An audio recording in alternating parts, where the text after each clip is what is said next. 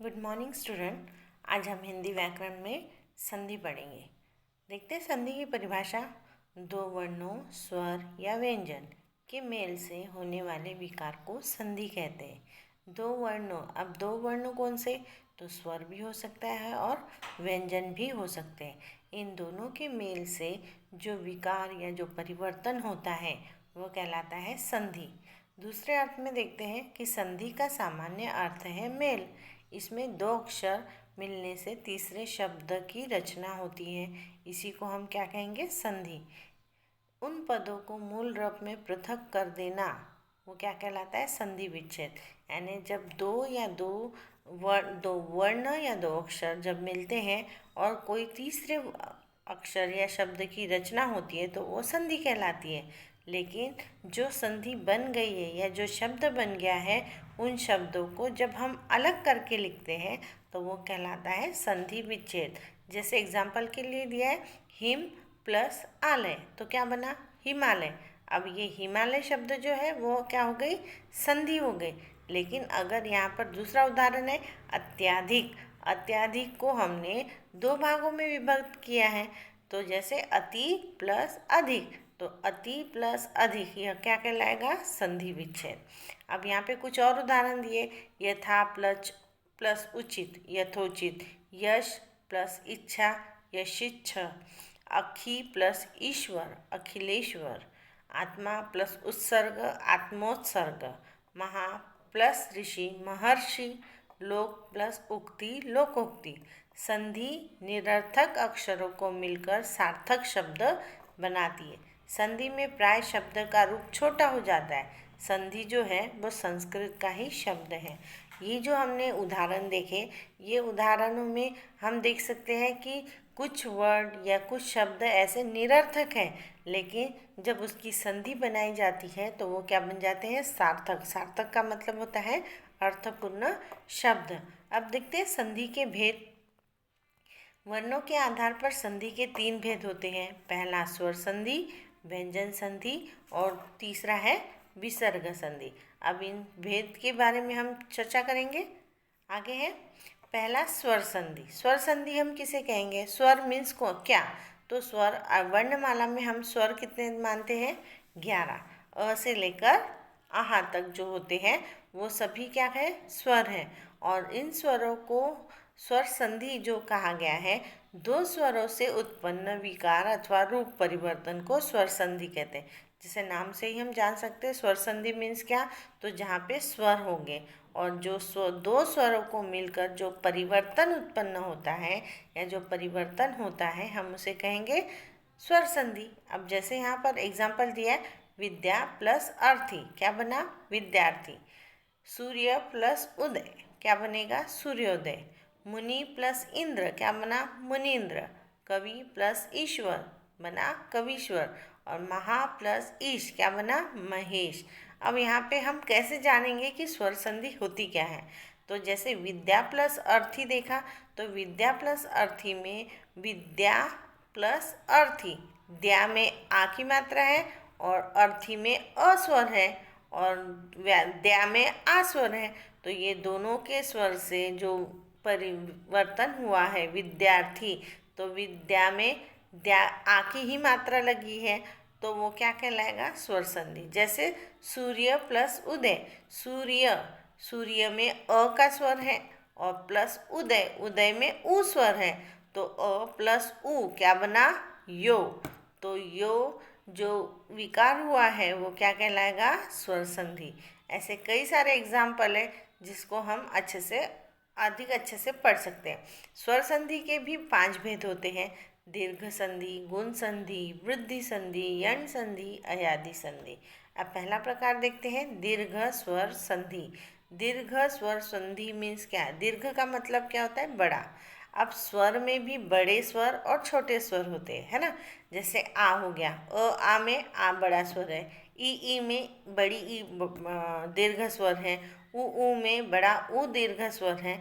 तो ये जो स्वर होते हैं दीर्घ स्वर, उसे हम क्या कहेंगे? दीर्घ स्वर संधि। अब इसका नियम देखते हैं। दो सवर्ण स्वर मिलकर दीर्घ हो जाते हैं यदि अ आ, ई, उ और री के बाद वे ही ह्रस्व या दीर्घ स्वर आए तो दोनों मिलकर क्रमशः आ, ई, उ, रू हो जाते हैं। अब यहाँ पर क्या बताया है कि जब दो सवर्ण, सवर्ण का मतलब एक समान वर्ण जब आते हैं या एक समान जब स्वर आते हैं तो वो दोनों स्वर मिलकर क्या बन जाता है, दीर्घ स्वर। अब एक समान स्वर मतलब क्या, तो जैसे अ और आ ये दोनों एक समान है। अब दोनों कैसे भी मिलाओ तो भी बड़ा ही स्वर बनेगा। जैसे अ में आ मिलाने से क्या बनेगा, आ ही बनेगा। ई में मिलाने से क्या होगा, बड़ी ई बनेगी। हम उल्टा सीधा उनको किसी भी तरह से मिलाओगे तो हमें आंसर दीर्घ ही मिलेगा, यानी बड़ा स्वर ही मिलेगा। अब उसके एग्जाम्पल देखते हैं। जैसे पहला एग्जाम्पल दिया अ प्लस अ क्या बना, आ। तो अ में अ मिलाने से भी आ बना। इसका उदाहरण देखते हैं, अत्र प्लस अभाव। अत्र में त्र में अ की स्वर अस्वर है और अभाव में भी अस्वर है, इसलिए वो क्या बना, अत्राभाव। तो त्र में आ की मात्रा लग गई तो अ और अ मिला के क्या बना, आ। तो आ हम लिखते नहीं बल्कि उसकी मात्रा लगाते, तो अत्र प्लस अभाव। तो त्र में अ की मात्रा है और अभाव में भी अ की मात्रा है, तो अ प्लस अ क्या बना, आ। तो त्र में कौन सी मात्रा लग गई, आ की मात्रा। जैसे कोन प्लस अर्क, कोन न में अ की मात्रा है और अर्क में भी अ की मात्रा है, लेकिन जब शब्द बनाते समय हमारा शब्द क्या बना, कोणार्क। तो न में कौन सी मात्रा लग गई, आ की, यानी दीर्घ स्वर की। दूसरा एग्जाम्पल है अ में आ मिलाने से। पहले हमने देखा अ में अ, अब दूसरा अ में आ। तो अ में आ मिलाने से भी आ ही स्वर बनेगा। जैसे शिव प्लस आलय क्या बनेगा, शिवालय। क्यों शिवालय, क्योंकि शिव में व में अ की मात्रा है और आलय में आ की।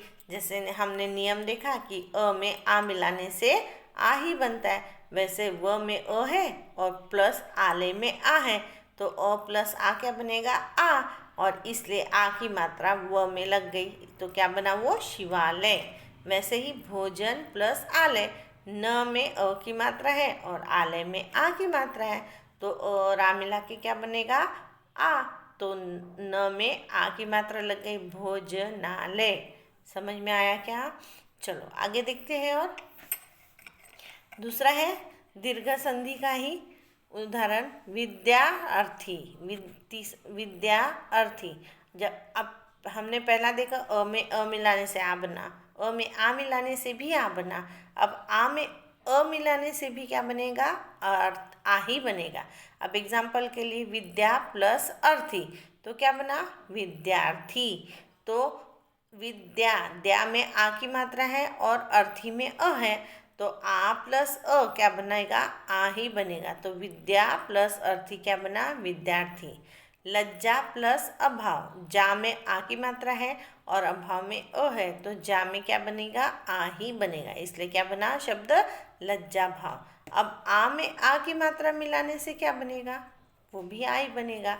अ में अ मिलाओ, अ में आ मिलाओ, आ में अ मिलाओ, कैसे भी मिलाओगे तो भी हमको उसी वर्ण का दीर्घ स्वर हमें मिलेगा। आ में आ मिलाने से क्या बना, मिला, आ ही मिला। एग्जाम्पल के लिए विद्या प्लस आलय, तो विद्या में आ है और आलय में भी आ है, तो द में क्या बनेगा, आ की मात्रा, तो वो क्या बनेगा, विद्यालय। महा प्लस आशय, हा में भी आ है और आक्षय में भी आ है, तो दोनों आ मिला के फिर से आ ही बना, तो उसका शब्द क्या बनेगा, महाशय।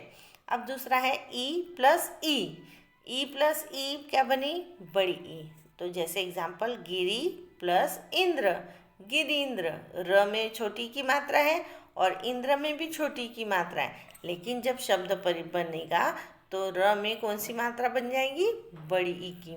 अब दूसरा एग्जाम्पल है ई प्लस बड़ी ई, तो इसका उत्तर क्या मिलेगा हमको, बड़ी की मात्रा। अब एग्जाम्पल है गिरी प्लस ईश, गिरी में र में छोटी की मात्रा और ईश में बड़ी ही ई है, तो दोनों मिला के क्या बनेगा, गिरीश, जो कि र में बड़ी की मात्रा में। फिर बड़ी E plus E equal to बड़ी ई, तो मही प्लस इंद्र, तब मही ह में बड़ी की मात्रा है और इंद्र में छोटी की मात्रा, लेकिन लिखते समय ह में कौन सी मात्रा आ जाएगी?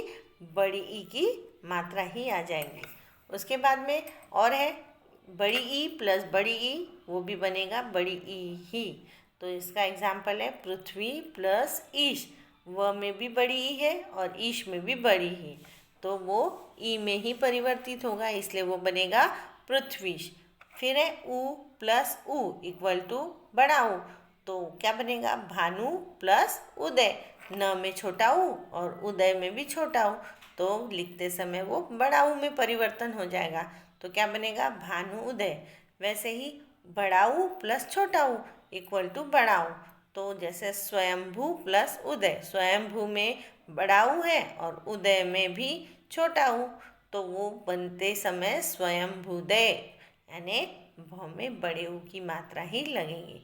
अब ऋषि वाला री, उसमें भी अगर री ही आता है तो भी वो री ही बनेगा, क्योंकि वो ना छोटा है और ना ही वो बड़ा है, तो इसलिए पितृ प्लस ऋण, तो क्या बनेगा? पितृण, यानी रू की ही मात्रा लगेगी।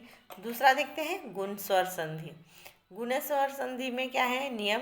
यदि अ या आ के बाद ई या ई, उ या उ और री आए तो दोनों मिलकर क्रमशः ए, ओ और अर हो जाते हैं। अब यहाँ पर नियम क्या बोल रहा है? यदि पहले शब्द का अंतिम वर्ण अ या आ स्वर में निहित हो और उसके बाद प्लस साइन के बाद जब कोई ई, बड़ी ई तो आएंगी, तो उसका रूपांतर ए में हो जाएगा। अगर अ या आ के बाद उ या बड़ा ऊ आता है तो उसका रूपांतर ओ में हो जाएगा। और अ या अ के बाद या आ के बाद यदि री आता है तो उनका रूपांतरण किस में हो जाएगा? अर में हो जाएगा। अब उसे उदाहरण के द्वारा देखते हैं। जैसे अ में या आ में ई मिलाने से क्या बना? ए। तो ऐसा ही यहाँ पर एग्जाम्पल दिया है A plus E is equal to A. तो इसका एग्जाम्पल देव प्लस इंद्र, तो देव में व में अ है और प्लस इंद्र में ई है, तो अ प्लस ई क्या बना? ए, और इसलिए देवेंद्र, व में ए की मात्रा होनी चाहिए और वो बनेगा देवेंद्र। अब A plus E is equal to A. अब पहले हमने छोटी की मात्रा देखी, अब बड़ी की मात्रा। बड़ी की मात्रा है या छोटी की मात्रा, उसका रूपांतरण ए में ही होगा। अब देव प्लस ईश क्या बनेगा? देवेश। अ प्लस ई क्या बनता है? ए, और जब भी स्वर बनता है तो वो स्वर पहले शब्द के लास्ट वर्ण में मात्रा के रूप में ही आता है, तो अ प्लस ई जो है वो ए बना। एग्जाम्पल देव प्लस ईश क्या बना? देवेश। फिर है आ प्लस छोटी ई क्या बनेगा? ए ही बनेगा। जैसे महा प्लस इंद्र तो क्या बनेगा? महेंद्र। अब उ अ प्लस उ ये क्या बनेगा? ओ, तो अ प्लस उ तो बनेगा ओ। जैसे चंद्र प्लस उदय, चंद्र में अ की अस्वर है और उदय में उ आया है, तो अ प्लस उ क्या बना? ओ, तो द्र में ओ की मात्रा लग जाएंगी, जैसे चंद्रोदय। ठीक है, आगे देखते हो। वैसे ही आ प्लस उ ये क्या बनेगा? ओ, तो महा प्लस उत्सव, हा में आ की मात्रा है और उत्सव में उ है, तो वो ओ में परिवर्तित हो जाएगा, तो वो ह में ओ की मात्रा लग जाएगी। महा प्लस उत्सव क्या बना? महोत्सव।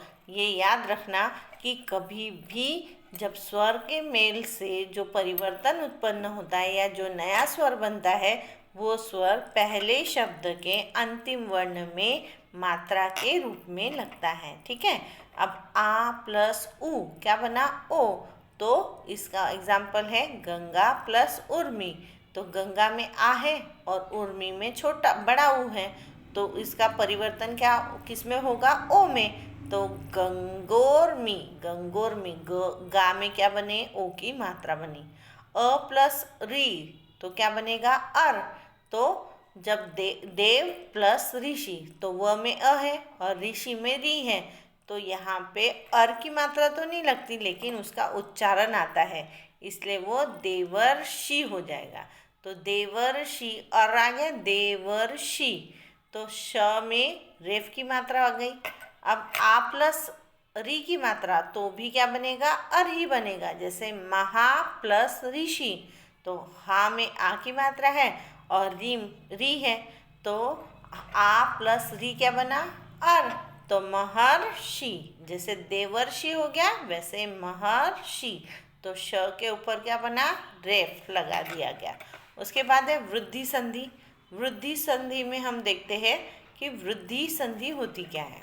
नियम, यदि अ या आ के बाद ए या आए, क्या बोला है, यदि अ या आ के बाद, यदि अ या आ मीन्स क्या, तो पहले शब्द का लास्ट वर्ण में यदि अ या आ की मात्रा है और प्लस साइन के बाद यदि ए या आए तो दोनों के स्थान में अ तथा ओ या औ आए तो दोनों के स्थान में औ हो जाता है। ठीक है, ए आता है तो अ हो जाएगा और अ आ जाएगा तो भी अ ही रहेगा, और ओ आता है तो औ हो जाएगा। ओ या औ आए तो औ में ही परिवर्तन होगा।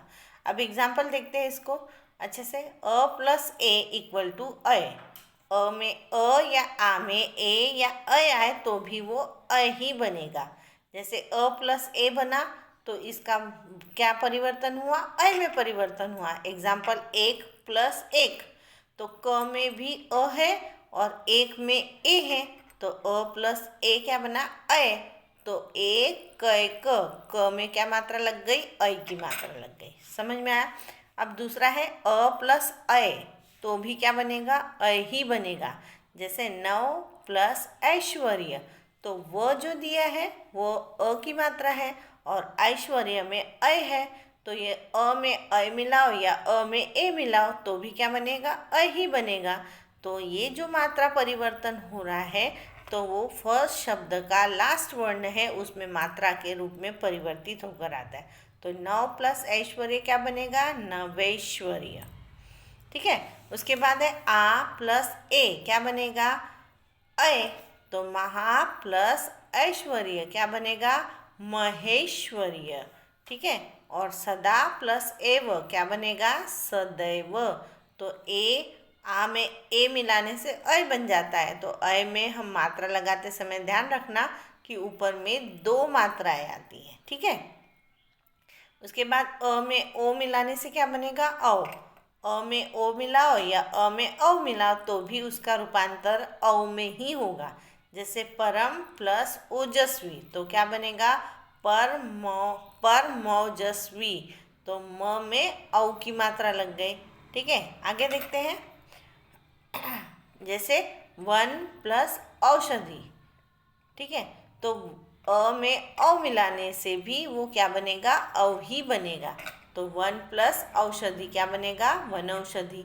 अ में औ मिलाने से औ मिला बनेगा तो परम प्लस औषध क्या बनेगा, परमौषध।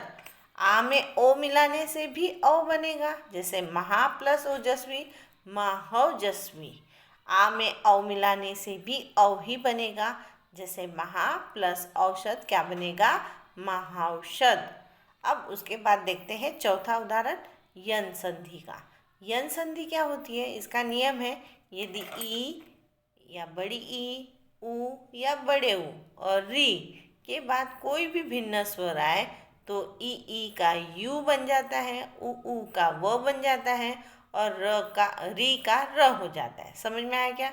अगर ई पहले शब्द का लास्ट वर्ण में ई या बड़ी की मात्रा हो और उसमें कोई स्वर आ जाएगा तो ई का क्या बनेगा, यू।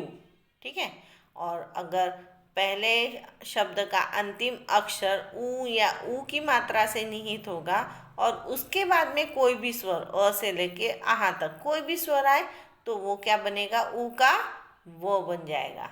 और री के बाद अगर कोई स्वर आता है तो वो री का क्या बन जाएगा, र बन जाएगा। र मीन्स हलंत के साथ, यानी हलंत के साथ मीन्स क्या, तो वो आधा र बन। अब एग्जाम्पल के द्वारा देखते हैं। ई प्लस अ क्या बनेगा, य, है ना। तो यदि प्लस अपी, तो द में छोटी की मात्रा है और अपी में अ है तो क्या बना, य। तो य द्य पी, द्य बोला है तो द्य आया, द और य मिला के द्य बन गया और पी जैसा है वैसा ही बना। अब ई प्लस आ क्या बनेगा, या। तो अति प्लस आवश्यक, त में छोटी की मात्रा है और आवश्यक में आ है तो वो क्या बनेगा, या। तो अति आवश्यक का क्या बनेगा, अत्यावश्यक। अति के बदले में त आधा हो जाएगा और ई की मात्रा की जगह क्या आ जाएगा, या। समझ में आए। फिर है ई प्लस उ, तो यू बना। जैसे अति प्लस उत्तम क्या बनेगा, अत्युत्तम। ठीक है, उसके आगे देखते हैं उ प्लस अ इक्वल टू व। अब हमने पहले ई देखा, अब उ देखते हैं। उ में अगर कोई स्वर आया तो वो क्या बनता है, व। तो अनु प्लस आय क्या बनेगा, अन्वय। अनु प्लस का नु, उ की मात्रा हट जाएगी और वो आधा हो जाएगा तो आधा न, और न उ प्लस आ बनाकर व बन गया तो क्या बना, वय। तो आय की जगह वय तो वो बन गया अन्वय। अब वैसे ही उ प्लस आ क्या बना, वाह। तो मधु प्लस आलय क्या बनेगा, मध्वालय। उ प्लस ओ इक्वल टू वो, तो गुरु प्लस ओदन क्या बनेगा, गुवोदन। उ प्लस औ क्या बना, वौ। तो गुरु प्लस औदार्य मीन्स गुवोदार्य। री प्लस आ त्रा बना, री का क्या बनेगा, त्रा। त्र क्यों बनेगा, तो पितृ प्लस आदेश तो क्या बनेगा, पित्रादेश। त्रु यानी रू की मात्रा है और आ, तो रू और आ में बना के हम क्या बनाएंगे, आधा र, है ना। तो यहाँ पे र आधा बनेगा तो र में आ की मात्रा तो त्रा हो जाएगा तो क्या बनेगा, पित्रादेश। समझा। अब पांचवा है अयादि संधि। अयादि संधि हम किसे कहते हैं, अयादि संधि का नियम है यदि ए, ऐ, ओ, औ के बाद कोई भिन्न स्वर आए तो क ए का ऐ होता है और ऐ का आय होता है, ओ का औ होता है और औ का आय आव होता है। अब क्या बोला है, यदि पहला शब्द जो है उसका अंतिम वर्ण ए, ऐ हो और उसके बाद में कोई स्वर आता है, छोटा ए आया तो ऐ बनेगा और ऐ आया तो आय बनेगा। ठीक है। अब वैसे ही ओ अगर आता है, ओ के बाद अगर कोई भिन्न स्वर आता है तो ओ के साथ कोई भी स्वर मिलाने से क्या बनेगा, औ। और औ के बाद अगर कोई स्वर आता है तो औ का क्या बनेगा, आव। इसको एग्जाम्पल के थ्रू देखते हैं। ने प्लस अन क्या बनेगा, नयन। ने प्लस अन क्या बना, नयन। कैसे, तो न में ए की मात्रा है और ए के बाद अगर अ आता है तो अय बनता है। तो नयन, नयन में अय आ रहा है, न में अ आया और य आया तो नयन। वैसे ही चे प्लस अन क्या बनेगा, चयन। शे प्लस अन शयन। उसके बाद में श्रो प्लस अन श्रवण। पद में र होने के कारण न का क्या हो गया, न हो गया। अब नय प्लस अक नायक, गय प्लस अक गायक। ठीक है, आगे देखते हैं। पो प्लस अन क्या बनेगा, पवन। और श्रो प्लस अन क्या बनेगा, श्रावण। श्रो औ में अ मिला तो क्या बनेगा, आओ। ठीक है।